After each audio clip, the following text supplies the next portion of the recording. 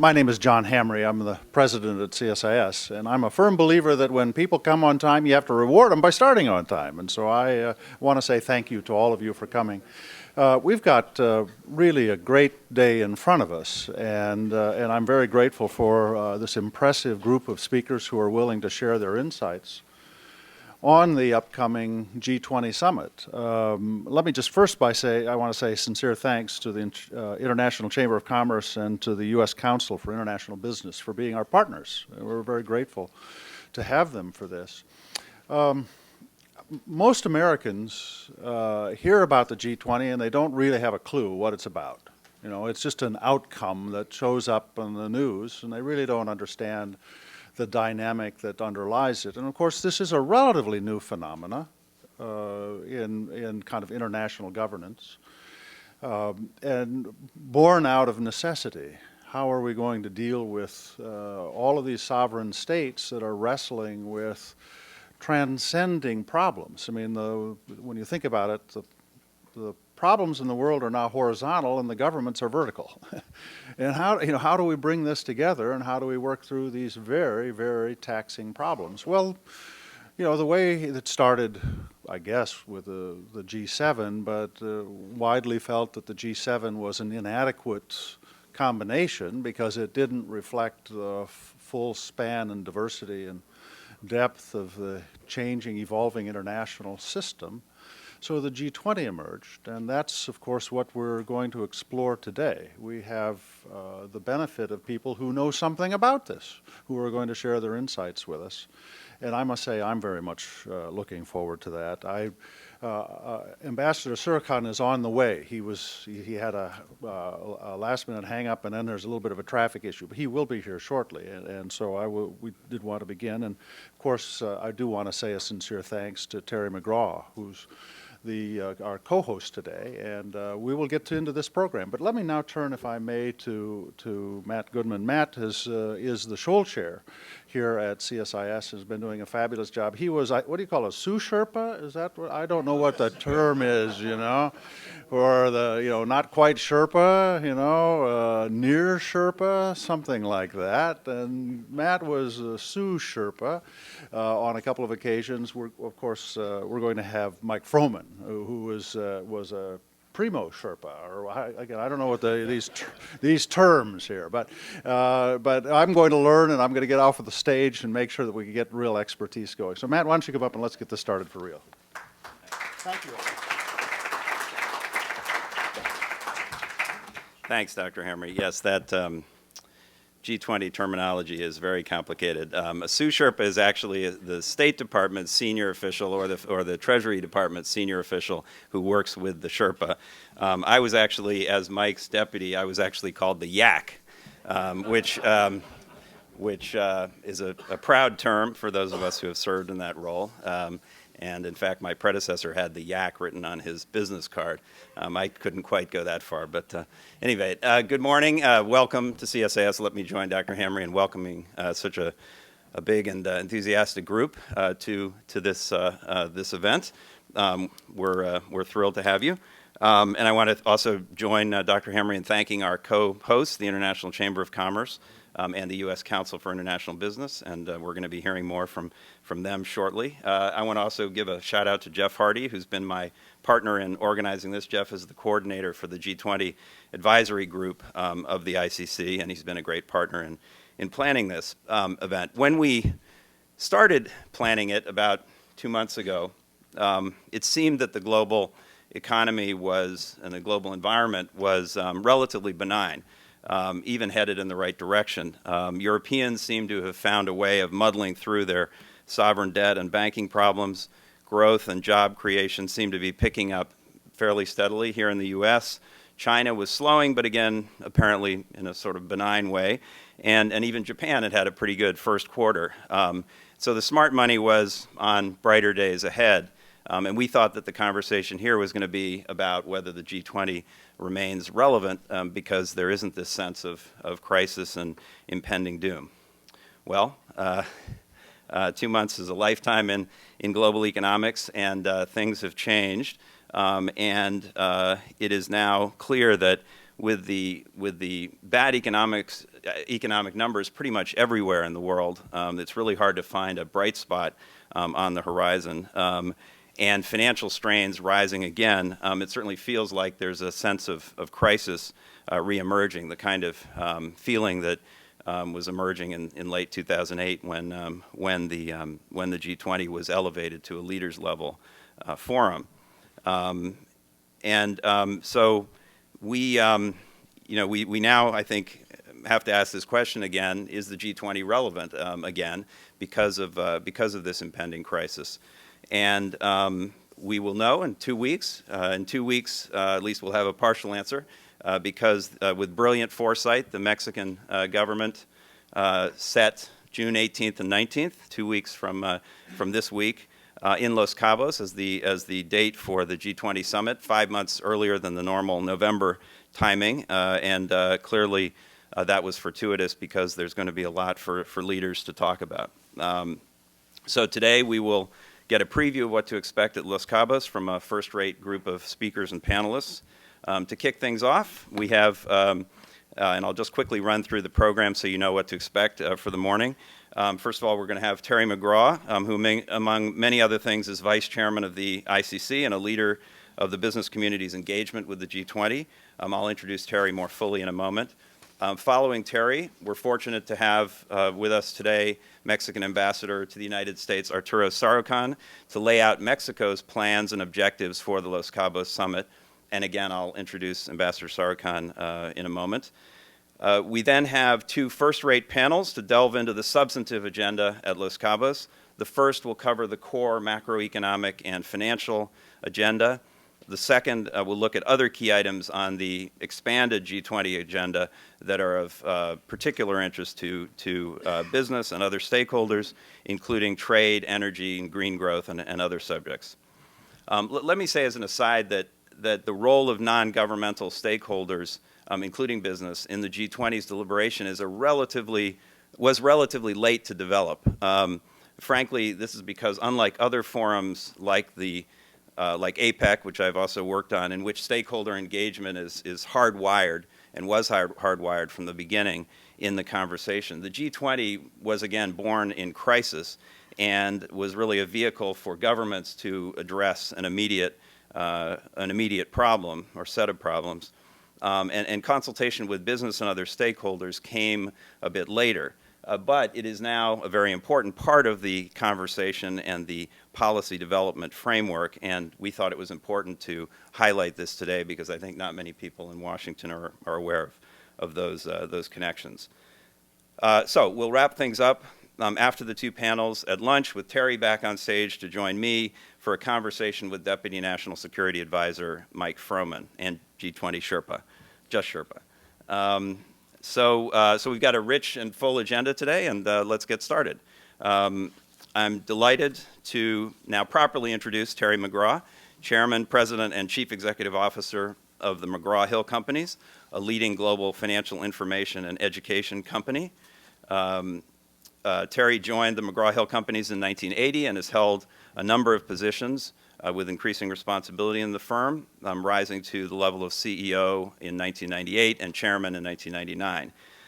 He is actively involved in policy forums of a variety of, across a wide variety of issues and regions of the world. He's chairman of the Emergency Committee for American Trade.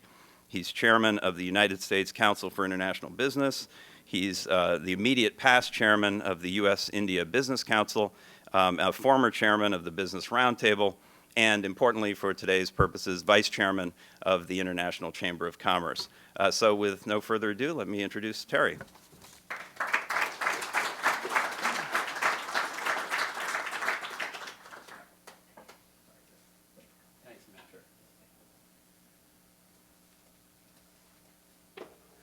Okay, thanks very much, and good morning, everybody, and thank you for taking the time to be here. We had a dinner last night, and we were kicking off some things, and one of the things that I think is most important is that we really say a huge thank you to everybody that wants to be a part of this and has a role to play or a part to play. In a couple weeks, will be in Los Cabos. And we have a very terrific opportunity to be able to really get after some priorities and to make something happen. When we were in Cannes, France, at the G20, it was essentially, a very robust agenda, and it was taken over by a lot of the problems associated with Europe. And with Europe, a lot of the issues were focused on what they need to do and what their thoughts are. And since that time, one of the things that has come to pass is that those issues are now influencing significantly world growth. 40% of Europe's exports go to the United States. The United States was thinking that, for the most part, most consensus was that it was going to grow about 2.5%, maybe as much as 3% in 2012. Now I think the hope is that if we could get to 2%, that would be a great number. And my guess is it's going to be lower than that. And whatever. And so what is this contagion effect, that we're seeing coming out of Europe going to be on the United States, on Japan, on the Asian markets? We're already seeing the BRIC markets, starting to contract after years and years of hoping that Brazil would be in a position of showing great growth. We're starting to see some retraction there. We're seeing it in India, and of course we're seeing it in China as well. And the effect and the contagion effect of that, on some of the emerging markets is also going to be remarkable. Now, I don't want to get negative. This is a very opportunistic, this is a very important time to really set forward a really important agenda set with some very, very strong priorities as to what it is that we can do. And everybody here and those that are going to Los Cabos in a couple of weeks' time, have a role to play in terms of helping to make, the case for why this agenda is so important. And the agenda cannot be this long. We've got to set clear priorities. Is food security, is green energy, is employment, is transparency, all of these issues, are these important? Yes. But I think there are some more that have got to take a higher order. If we're about, thinking about economic growth, if we're thinking about job creation, if we're thinking about higher levels of prosperity and better standards of living for more of the populations that are going to be involved here on that, then we have to set some very clear priorities. And I've got some ideas that I hope, and we can talk about them through the agenda today, that we need to be focused on. But your help and your support in being here today is very important in terms of the voice of business and the role that business can. And I say this, with all sincerity.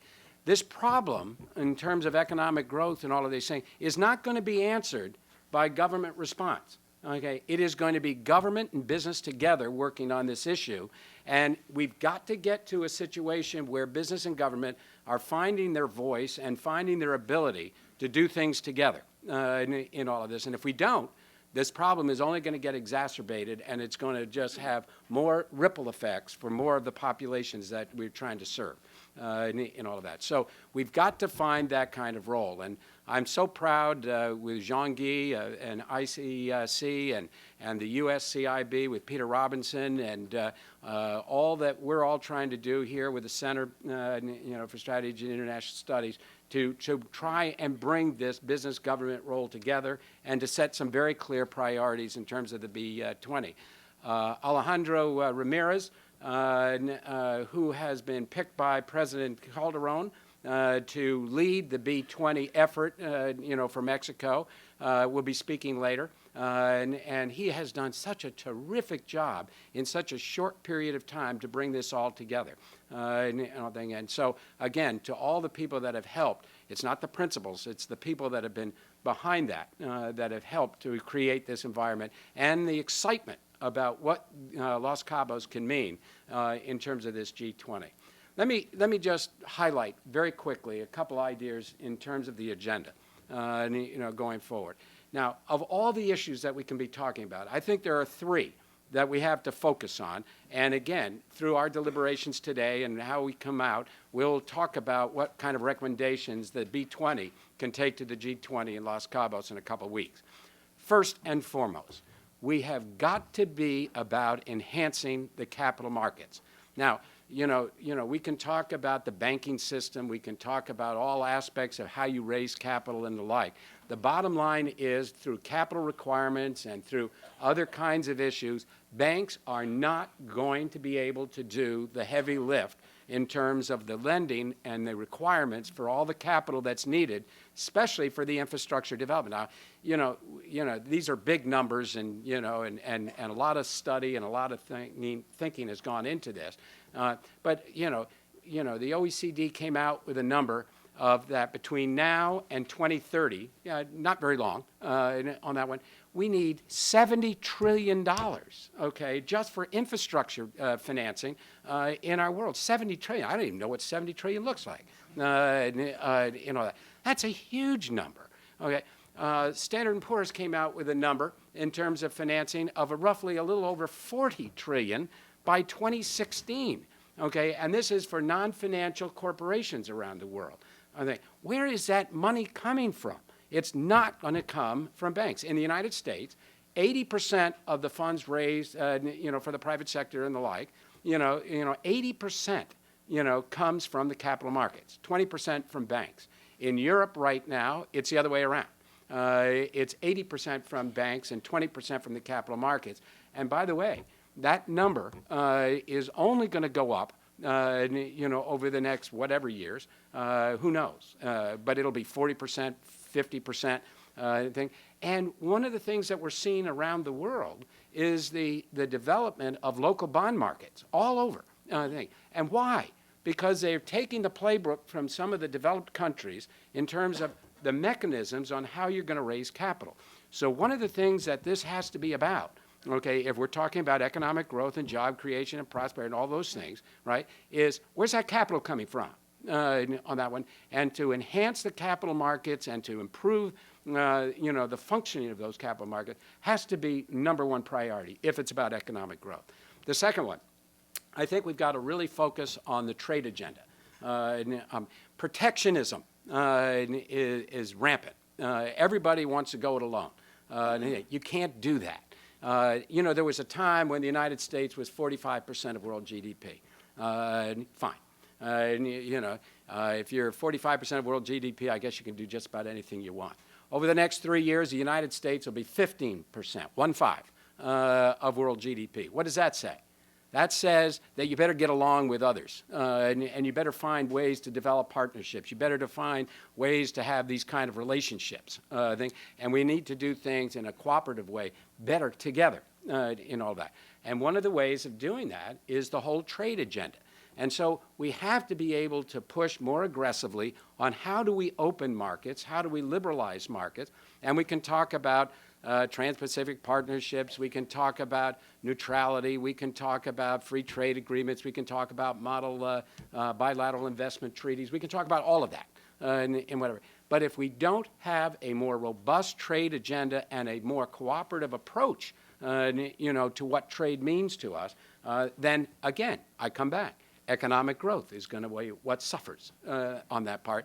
And again, if nobody is going to be so singularly, polar, then we have to find more ways to cooperate and do things together.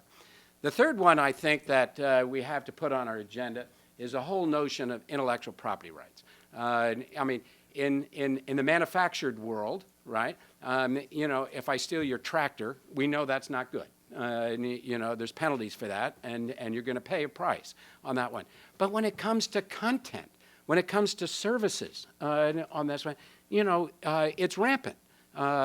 People hack, people take. I don't have to pay for that. And if the services industry, which is coming on so strong in terms of a percentage of our overall economy, is vital to our economic growth, then we have to have a sense of responsibility about what intellectual property right and protections mean on that one. And we have to be able to do those things. But the bottom line is that business and government have to work together.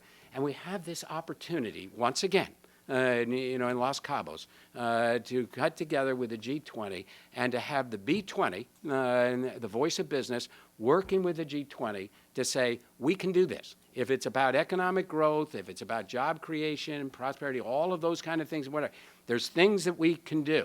And I think the first three, that I brought up, enhancing the capital markets, trade and investment, and protection of intellectual property, are three things that we got to have something positive to come out of this session with. So we got one more time, one more opportunity. We'll get another one in Russia, and we'll get another one somewhere else. Okay, but this is our time right now, and business and government have a role to play in terms of making this all happen. So anyway. Thanks for being here. Thanks for coming. We'll see so many of you in Los Cabos. Find your voice. Make sure that people are hearing your intensity and your urgency for business and government to work together. And let's have a great conference and all of that. And I hope the ambassador's here. He is. Good. Matt, back to you.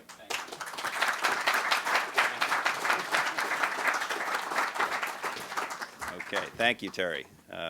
Well, you've laid some good, important issues on the table, and I think we'll have a chance to talk about them at a couple of other points in the conference. So thank you for that introduction. Now let me introduce our keynote speaker this morning, Ambassador Arturo Sarukhan. We're delighted to have Ambassador Sarukhan here. He is the ambassador of Mexico to the United States. He has been in that role since early 2007. Ambassador Sarukhan is a career diplomat. He served in many important positions in Mexico City and around the world. As I said, has been in the United States since 2007, but had served here on a couple of occasions before that. He also, the most interesting thing I think on his resume is that he went to the School of Advanced International Studies at Johns Hopkins University, which is also my alma mater, and that means he must be all right.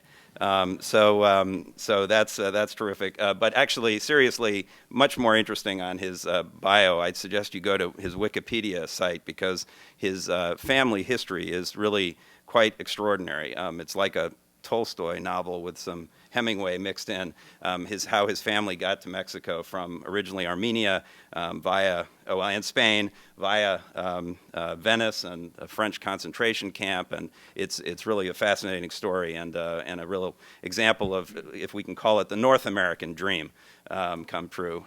So we're delighted to have Ambassador Sarukhan with us, and look forward to his presentation of Mexico's plans for the Los Cabos Summit and your objectives for the G20. Thanks so much, Ambassador Sarukhan.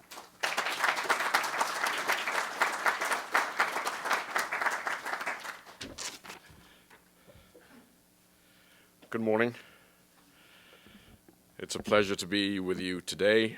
Thank you to all at CSIS for convening what I think is a very timely forum as we hit the last milestone on the road to Cabo San Lucas, or Cabos. Good news is our convention center is ready. That's what I read or heard, so I think we're ready to receive all of you in style in Cabo. But I think obviously that this discussion this morning will be very relevant. I know Mike Froman, who's been a fantastic colleague as the U.S. Sherpa, working with Mexico to ensure that we can get a successful outcome with concrete deliverables, or as concrete as possible, in Cabo San Lucas. Obviously, also, I have to tread carefully, because this is the finance ministry baby, and sort of obviously the foreign ministry plays a role, but I don't want to get either ahead of where the finance ministry is moving a lot of these issues, or B, project issues that I think are important for the G20 per se, but which may not necessarily be on the agenda this time around. But look, I obviously have to start by stating, and this is it's not rocket science, but I think there's a very important thing to be said about Mexico, the second emerging economy and the first country in Latin America to be hosting the G20. In many ways, it is about leadership, presidential leadership, but it's also about a world vision of where Mexico needs to be standing in the construction of a of a new architecture, which will have to deal with not only the emergence of a truly multipolar world, but of the atomization and diffusion of power, whether it's economic or military or measured in other ways, soft power, for example. And I would obviously like to stress that I think that what Mexico brings to the table is a unique pivoting position between developing economies and emerging economies. It's not the first time that we have played and sought to play this role. I think for those of you who sort of straddle the economic and development worlds, if you followed COP16 in Cancun closely 2 years ago, in many ways, even though we're talking, these are two very different sandlots, I think that the experiences that Mexico brought to bear in COP16 in Cancun have also played a very significant role in this, on the road to the G20, on a number of fronts. Number one, how we see Mexico's ability to engage and to bring in different perspectives. We do believe that we have a new diplomatic toolbox for providing global solutions to global challenges. We do believe that traditional multilateral institutions may have become a bit too unwieldy to take on some of the new challenges that we're facing. But more importantly, I think that for a country like mine that doesn't have the ability of this country to project power, there are two ways to go around the world. You sit at the table, or you're on the menu. And the best way to sit at the table is to participate in the development and building of a post-Westphalian, rules-based international system. And I do think that what makes Mexico slightly different from other emerging economies is that we do believe in a rules-based international system. Look at what we've done on IPR. We and South Korea are the only two emerging economies that negotiated and signed ACTA. And you were talking about the importance of IPR, and IPR as a motor of growth and trade in the world economy. But the fact that Mexico, along with other partners, the US, Canada, the European Union, Australia, New Zealand, South Korea, and I think I'm slighting Morocco, because I think Morocco was another one of the emerging, I'm looking for my economic team. Morocco was on the ACTA, right? Yeah.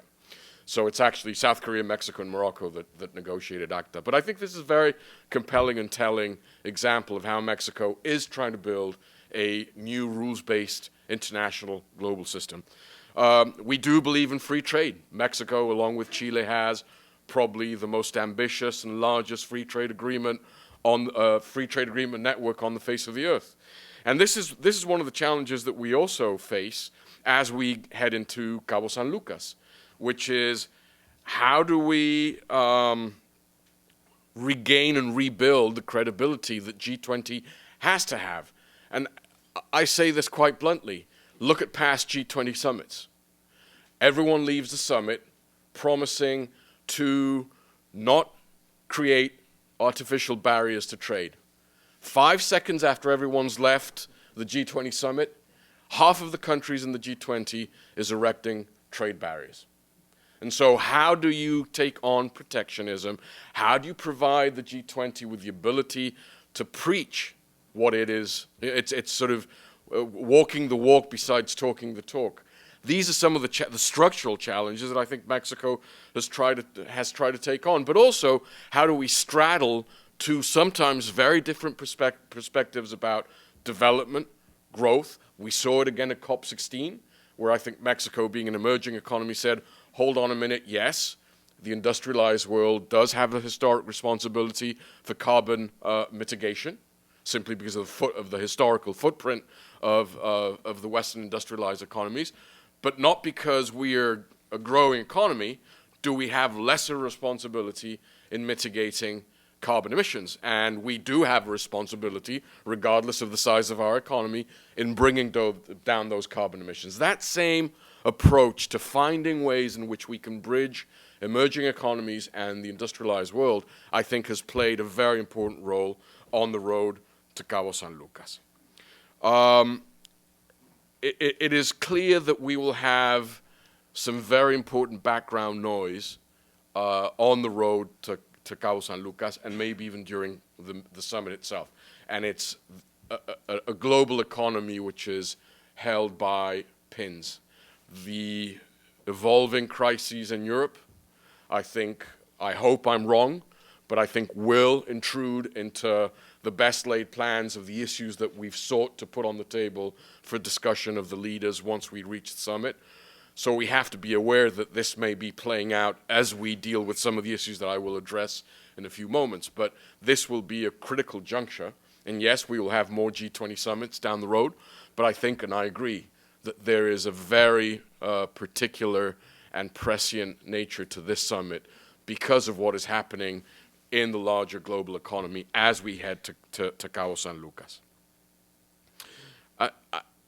I think that as you look at the road that Mexico has taken to reach Cabo, you will find two things that I think make Mexico's presidency or chair of the G20 summit slightly different from what we've seen in the past: inclusiveness and co-stakeholdership. I think that there's been a tremendous effort made by the Mexican government to use the same template, different mold, but same template that we used in COP16.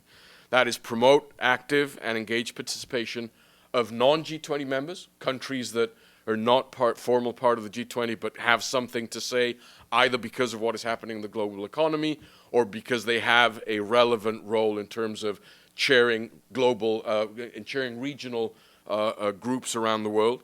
So we've brought in non-members. We've had a very active engagement with NGOs, with think tanks, with civil society and the private sector.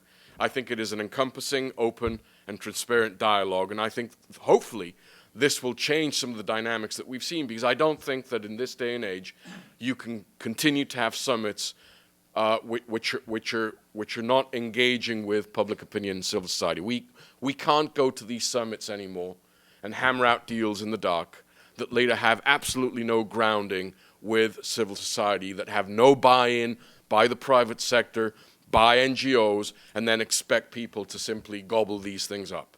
There has to be a conveyor belt between civil society, NGOs, the private sector, and others, so that whatever comes out of Cabo San Lucas has a fair chance of moving forward, gaining traction, and succeeding. Therefore, if you look at some of the fora that Mexico has organized, and Alejandro has played a key role in the B20 component, and I want to thank him for coming up here in the midst of what must be a very, very busy next couple of weeks as we approach Cabo San Lucas.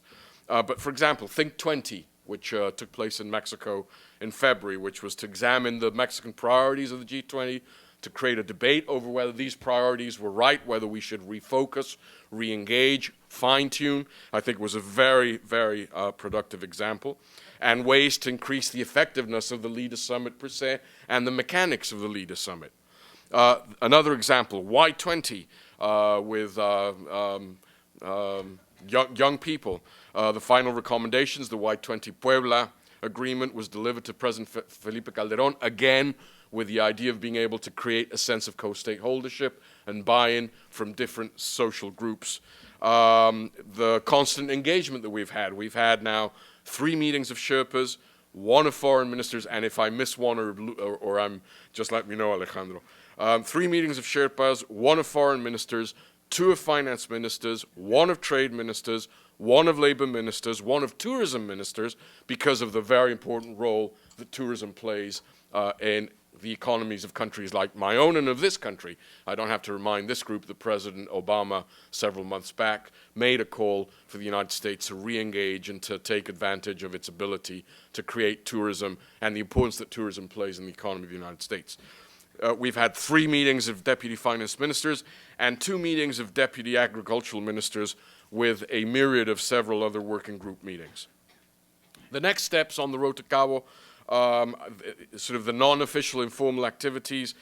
There will be a very important seminar, Innovative Thinking for Global Challenges, Constructing the G20 Agenda for the Future, that will take place June 16 in Los Cabos.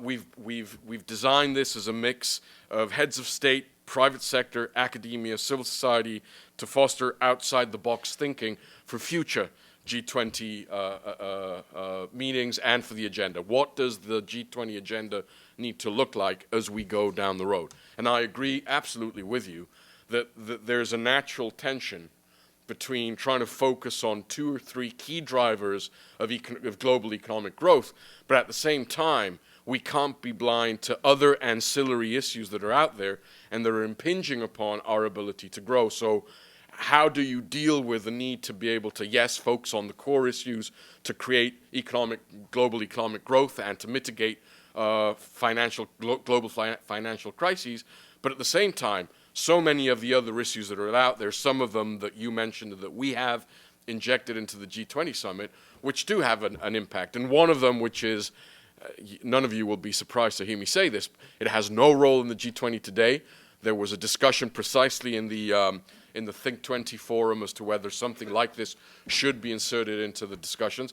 But for a country like mine and for this hemisphere, how do you take on the challenge of transnational organized crime and illicit monies making their way to the global economy is a clear issue that somehow, I don't know if it needs to be front and center a issue of the leader summit per se, but in future G20s, there will have to be at some point, whether it's through one of these innovative mechanisms that we've developed, there has to be some out-of-the-box thinking of other ancillary issues that are impacting the ability of the world economy to grow. But I think that this seminar will provide us with a unique opportunity right before the Leader Summit per se kicks off to be able to have sort of an out-of-the-box, blue skies discussion as to how do we move this agenda forward in the next years. Then we'll have the B20 per se, which Alejandro has been so skillfully marshalling, June 17 and 18 in Los Cabos, to try and find ways in which we can create this greater bond and this greater sense of co-stakeholdership between the private sector and the public sector in developing sustainable growth at the global level. And then, obviously, in the G20 per se, with the leaders, how do we focus on specific measures, concrete agreements, and commitments to overcome current international challenges, the lack of economic growth, and the need for policy coordination? In this regard, I think that this is I think what has led to what Mexico's agenda looks like for the G20 per se. A commitment to follow up on previous G20 priorities so that we don't, throw everything out and start afresh in Cabo. We're picking up where issues have been left behind in previous G20 summits, but issues that highlight the importance of G20 development agenda for emerging markets and developing nations alike. The 5 structural components of the Mexican agenda for G20 are 1, economic stabilization and structural reforms as foundations for growth and employment. 2, the strengthening of financial system, the strengthening of the international financial system and fostering financial inclusion to promote economic growth. 3, improving the international financial architecture in an interconnected world. And 2 additional issues, which are particularly Mexican, but which my president, my government believes have a very profound impact on these first 3 drivers. 4, enhancing food security and addressing commodity price volatility, simply because of the impact this is having on social and economic well-being of a series of countries around the world. And 5, promoting sustainable development, green growth, and the fight against climate change. I think there are 2 components here that the Mexican presidency will be seeking to address in particular. 1 is sustainable development through green growth, which is a cross-cutting issue. I do believe that you can chew gum and whistle at the same time. I think it is possible and economically sound. You can have growth, but at the same time look at issues that are profoundly important for sustainable economic development. Obviously, you need proper incentives, regulations, and financing necessary for achieving this growth. They're still not there. They're still not part of the mix, but I think one of the things that we hope to see, especially in the seminar the day before, is how can we start thinking much more creatively about the nexus between economic growth and sustainability. And then some of the new toys and mechanisms that are out there that have been discussed, which we need to bring down to earth a bit and try and find ways in which we can get them up and running. For example, one of Mexico's keystone proposals, which is the Green Climate Fund, and how do you provide RED and other mechanisms with a bit more traction than what we've seen as of Cancun and certainly as of Durban last year in COP17. I think there have been several achievements so far on the road toward the G20 Leaders Summit worth highlighting. I know that a lot of people out there, and especially public opinion, sort of say, look at this summitry and say there are so many summits that it's starting to look like a mountain range. And then there's the issue of how do you provide a sense that this summitry is delivering the goods. And I think there's an understandable skepticism towards how effective some of these mechanisms can be. But I think there are important achievements. The first meeting of financial ministers on the road to Cabo San Lucas committed to an increase in resources to the IMF for loans of over $430 billion, 180 billion more than what was agreed to in 2009, and an agreement to review current structure of quotas and IMF governance.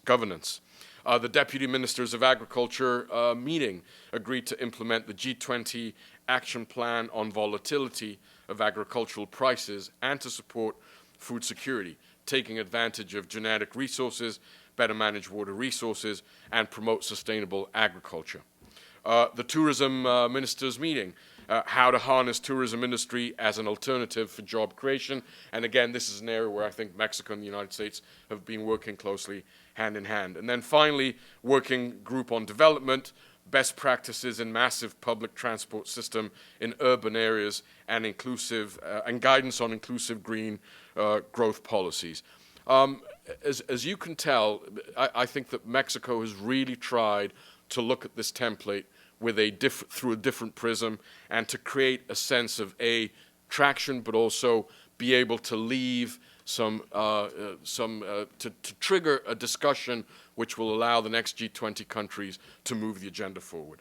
I think that while urgent matters will be addressed at G20, Mexico is pushing for a holistic agenda that addresses the short terms without giving short thrift to the long-term vision and how we need to create a much more inclusive but much more effective G20 mechanism. And I do hope that regardless of the specific issues that we will seek to deliver on these 5 drivers that I have shared with you, that one of Mexico's legacies will be to leave a much more stronger foundational architecture for G20 in the coming years. Thank you very much.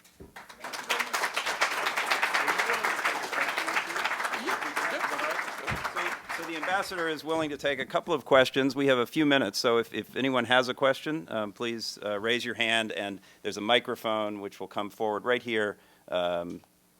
David, there's a gentleman in the second row. And please identify yourself and ask a question. Thank you.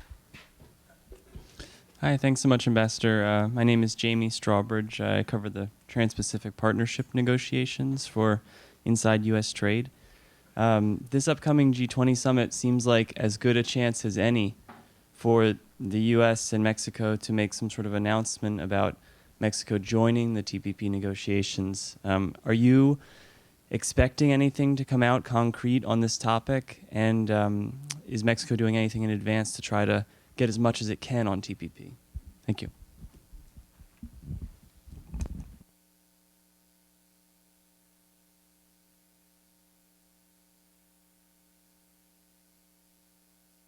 Oh, sorry. Look, I am, and the Mexican government is absolutely convinced that the most important geostrategic vision thing out there today for the Americas and for the United States and Mexico is the TPP, for a number of reasons. It's about job creation and economic competitiveness. It's about how do we enhance the North American share of global trade through Asia Pacific, especially when we have finally, friends on Capitol Hill have started to understand, and in the media too, have started to understand the incredible relevance of these supply and production chains that we've developed in North America as a result of NAFTA, and how this has allowed North America, despite the profound economic crises that we saw in 2009, to more or less walk through this unscathed. President Obama was rightly proud in his State of the Union at the beginning of the year to trumpet the comeback of Detroit and the car industry in the United States.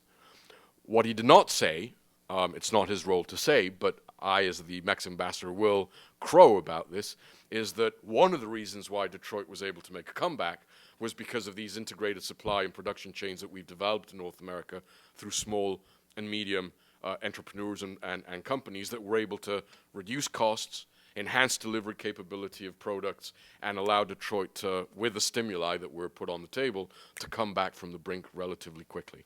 So, I think it's a no-brainer in terms of job creation and the competitiveness of North America, especially vis-a-vis some of the new global economic players. Two, in many ways, it's the upgrading of NAFTA through the back door. NAFTA was a 1.0 free trade agreement. TPP is a 2.0 free trade agreement, especially if you look at issues like IPR, data protection, environment standards. And so in many ways, this would allow us to upgrade NAFTA without having to go into the delicate and dicey process of renegotiating NAFTA to upgrade it as an agreement, which I think all of you in this room, or most of you in this room, I assume would agree, is like throwing a wrench into the works. I think it would be like opening Pandora's box if we were to go down that route. So two, I think it upgrades our free trade agreement in North America. But finally, it's also about my tongue-in-cheek coalition of the willing. It binds like-minded countries in the Americas that have free trade agreements amongst ourselves, that lie on the Pacific coast of the Americas, that some of us are APEC members, and it provides a very interesting new inter-American interconnection of countries that are working together not only through free trade agreements in the Americas, but also across the Pacific in engaging our Pacific partners.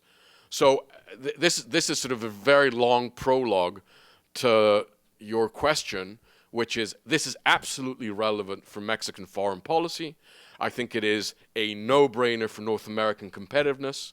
I think that we were very clear in underscoring when we announced our decision to seek adherence to TPP in Hawaii in the last APEC summit that Mexico was ready to start negotiating with the other TPP partners. And so we do hope that we can reach a point by Cabo where we can move this ball forward.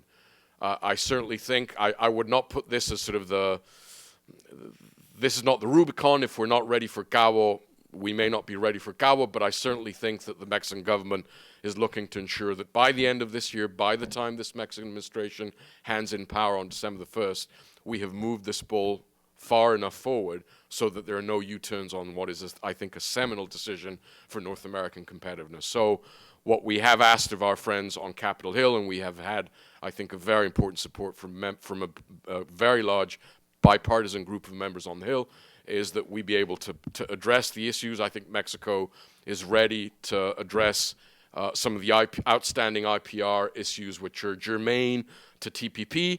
We have been quite clear in saying also we don't think that bilateral issues which are not directly linked to TPP should be linked to TPP negotiations. Yes, we have issues on potatoes and beef, but I don't think these should be linked directly to the negotiations for the accession of TPP.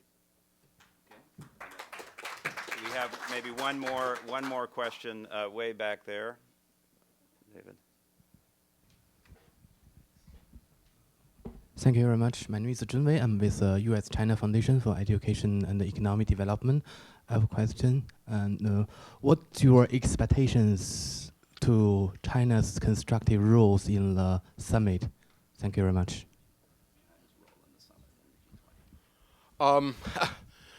There's a saying in Mexico in Spanish that says "zapatero a tus zapatos," which translated into English means basically, if you're a cobbler, stick to your shoes, which basically is a nice way of saying, I have no idea. I'm not responsible for the relationship with China. I know that our B-20 our Sherpa and our finance ministry team have been engaging constructively and intensely with the Chinese government. I think there is a sound, solid partnership with China. Mexico has this sort of a different template of trade relations with China, especially if you compare it to the rest of Latin America, where you see a lot of commodity-driven trade between China, South America. The trade template between China and Mexico is very different. You don't see commodities as a driver of that relationship or that trade relationship. But I think I can speak for my colleagues who are dealing with the Chinese either in the bilateral relationship or through the Sherpa and the B20 process, that I think that there's been a healthy engagement with the Chinese government. I think we're looking to find constructive and imaginative ways of dealing with those issues in which we don't see eye to eye, as we did, I think, in Cancun, in COP16, on issues like carbon sequestration and carbon emissions, where China and Mexico did have two different perspectives on the issue. Okay, there was one more burning question I saw back there, and then we'll, if that's all right, and then we'll stop. We have 30 seconds. The gentleman there with his hand up. Thank you. I'm Greg Rushford. I published the Rushford Report on trade politics. If it's important to upgrade NAFTA and the TPP, should Canada be part of this process in the TPP also?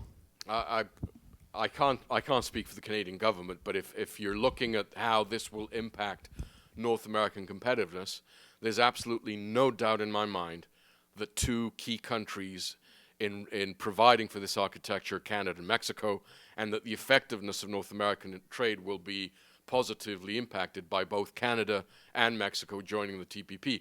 What we have said, which may be what is lying behind your question and which you politely did not ask, was what we don't want to see happen is that the three of us have to wait for the three of us to be ready to sit down and negotiate. What we've said is, allow us alternative, multiple speeds of negotiation and of accession to TPP, because if one country like Mexico is ready to sit down and negotiate today, and there's still a debate in Japan and Canada may or may not be ready to sit down today and negotiate, what we don't want to see is Mexico being hindered by a lack of progress with the other two countries that announced their intention to join TPP. So, we would want to see multiple speeds of entry if the other two countries are not ready to sit down today, which Mexico is ready to do. But B, in terms of the architecture that we need to build in North America, Canada is a critically important component of this. Mexico's point of view would be that Canada needs to be in TPP. Thank you, Mr. Ambassador. Really appreciate those very thoughtful comments and also responses. And let me say that in my experience as a YAC, Mexico, to the point that the ambassador said at the beginning about Mexico being determined to contribute to the building of the global architecture and be a champion of the rules-based system, that was very much my experience. I think, frankly, the group of countries in the G20 are not all quite so committed to those objectives, but Mexico clearly stood out as one of those that was really quite constructive and a real leader in the forum. So I have every expectation that the summit is going to be a very well-managed event and produce really good outcomes under Mexican leadership. So let's please thank the ambassador for his time.